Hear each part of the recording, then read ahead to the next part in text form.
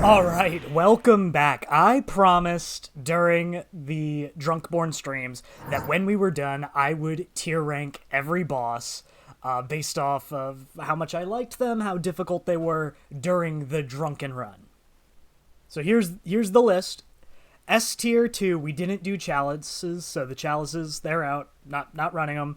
We're done with the game. Here's the tier list. We got them roughly in order that we fought them. So Cleric Beast. Cleric Beast is pretty easy. I think it's a pretty strong introductory boss. I like that it's optional. Yeah, it's not a bad boss, but there's nothing really great about it. I like its design. I like the music. The arena's kind of whatever. I think it's pretty middling, C tier, just about the middle. Father Gascoigne, the first true boss of the game, A tier. Father Gascoigne fucking rocks. This is a great boss. Really fun to fight. We just had a great time with him. A tier. And I think generally, hunters are going to rank higher than the monsters, than the beasts. Blood-Starved Beast was very difficult for the drunken run. Not the boss we died the most times to. We'll get there. But he was a stream ender. There was, yeah, we were just absolutely plastered by the time we made it to Blood-Starved Beast. Couldn't get through him. Next stream, booted up, kill him, I think, second try. But still a really good boss, really like him, well designed, fun time.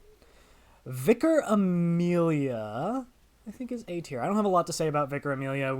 It's a pretty easy boss. But, like, lore-wise, it's pretty cool. It's got a sick design. I love its little, like, dress that, like, drapes over its eyes and neck. That's fun. Witches of Hemwick might be the worst designed boss in the game. This like, a diversity hire of a boss. This boss sucks. Doesn't really do much. Just kind of, like, we first tried it. It wasn't very difficult. Not a cool design, not an interesting premise. You kind of just have to do it to get the runes. So, and because we were doing all bosses. Dark Beast Parl. I like more than Cleric Beast. We were having a really tough time with Dark Beast Parl, so we left the fight and we came back with Arcane upgraded to +6, and it was much easier. So there's Dark Beast Parl. Shadows of Yharnam. I like Shadows of Yharnam. We had a good time with Shadows. Didn't get, like, hard stuck on them or anything. Honestly, just the Forsaken Woods to, like, get up to Shadows of Yharnam was probably the most difficult part of the fights. Once we got to them, it only took a couple tries. But I still really like it. I mean, they've got a sick design. I like the concept of 3, like, regular enemies from later game, like, posed as a boss. It's pretty cool. Rom? Worse than Witches of Hemwick.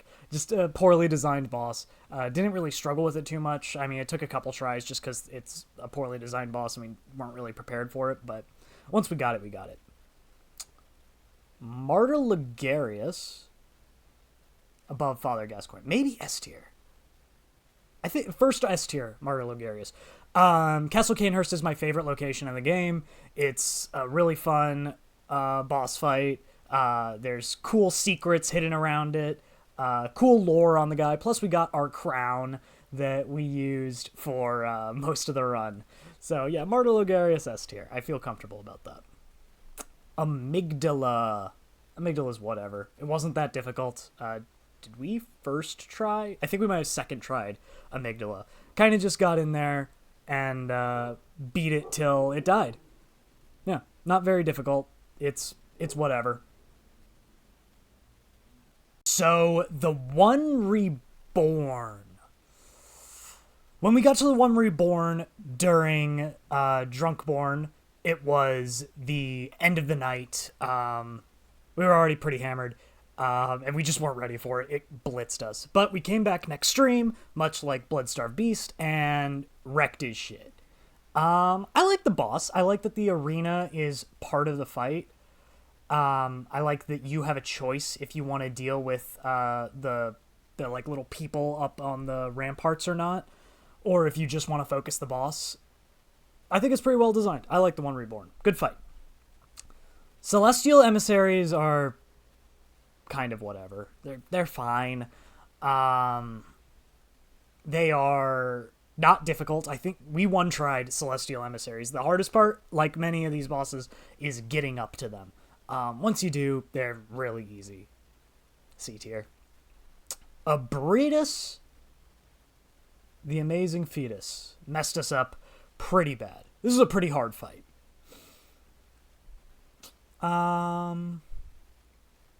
Yeah, worse than Bloodstarved Beast. Honestly, yeah, that feels right. I like that Abritus is optional. You do not have to fight her. We did, and we did not have an easy time of it. But here we are. We beat her eventually, and it wasn't too bad. Mikolash, worst boss in the game. I forgot about this one. God, there's a lot of worst bosses in this game. But Mikolash, Host of the Nightmare, stupid. Hate this guy. We fought him, I think, 3 times. And we just used the poison knife strat. I wasn't bothering fighting this guy straight up. Not worth my time. Alright, last base game boss, Murgo's Wet Nurse. I think I like Wet Nurse less than Ligarius, but still a really cool boss. And yeah, this is the last base game boss. The last 2 are technically like secret bosses, even though they're not that secret. Everybody knows how to get them. I guess Moon Presence is a little harder to get, but we'll get there when we get there. But Murgo's, we had a pretty easy time of it. Again, it was the last thing we did on stream, so we were a little drunky going into it, but it wasn't too bad. And yeah, when we beat her, it was great. Nightmare Slain. Ludwig the Holy Blade. I love Ludwig. Especially for his music. And honestly, he wasn't that hard this time around. I remember the first time I played Old Hunters, Ludwig was rough. Maybe it's because we were pretty sober going into it, but I think of all of the Old Hunters fights, this one was probably the easiest. I don't know how many times we died to Ludwig, but probably not more than 10. This was a pretty easy fight, all things considered. And yeah, the lore is sick. It's a cool fight. What do you want from me? I like it a lot. So that's Ludwig.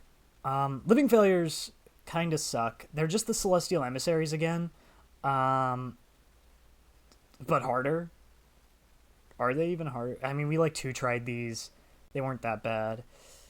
I think they're just worse Celestial Emissary. That feels right. Their big meteor attack is kind of lame. They just take too many hits. Unlike the Celestial Emissaries, you can like 2-hit each one. But Living Failures take like a full rotation, like a full 4-hit. Yeah, that's right. That's where Living Failures go. Lady Maria, tippy top of S tier. My favorite boss in the game. Our final fight against Lady Maria was sick. But Lady Maria is really cool. I really like the lore. I love her design is sick. All of her phases are really cool. Everything's like you can not parry, but visceral all of her attacks. So it's all really just about timing and getting good at the fight. That's where Maria goes. All right, Orphan of Kos, a special fuck you tier. We made it to Orphan of the Kos during Stream 6. And we were already pretty hammered going into the fight. And I didn't think we were going to beat him, but we'd fight him a couple times and, we'd get good at it. And then we would come back next stream. And like every other boss that's taken 2 streams, we would come back next stream and just annihilate him. That is not what happened. Instead, Orphan of Kos took us 4.5 hours to fight on the second stream. Just an absolute dick flattening. Part of it is the liquor, makes the fight harder, but another part of it is that, oh my god, this is a hard boss fight. I think it's really well designed, but I will forever now have a special fuck you in my heart for Orphan of Kos. This boss, oh my god, just awful. Bad time all around. We didn't have a great time with Lawrence either. I kind of hate this boss. I think it's kind of poorly designed. I don't know what you're supposed to do against it. I read that you're supposed to shoot him in the head, but it didn't seem to work when we were playing it, even though I had a plus 10 pistol. I mean, I did have, like, 13 blood tinge, but, like, still. I just think it's kind of poorly designed. It's not very fun, but nowhere near as hard as Orphan of Kos. But then we get to the last two, the secret bosses, and I had a great time fighting both of these. It was a victory lap for us after beating Kos and Vicar. Gearman, I do think is... Oh, this is tough. I think purely for the lore and, like, the implications, Gearman is a better boss than Ludwig. I think difficulty-wise, Ludwig is much harder and, like, more fun to fight, but getting those parries off on Gearman was really fun, and getting to defeat him was awesome. And last thing we fought at the end of that long stream was the Moon Presence. And you know what? It's pretty good. It's a pretty good boss. I enjoyed Moon Presence as well. So here you go. Here are the official Drunkborne boss tier rankings. These are very different from... Well, I guess they're mostly the same, but there's some that are much lower than I normally put them, and some that are much higher than I normally put them, just because of how I felt while playing through this game inebriated. So, there you go. That's the official tier list. I'm happy to be done with Bloodborne, Drunkborne. I can't wait to see what we play through next. It's looking more and more like it's going to be Hades.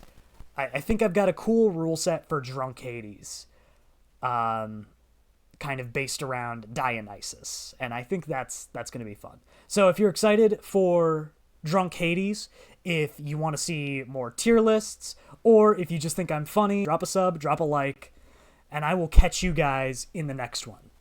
See ya.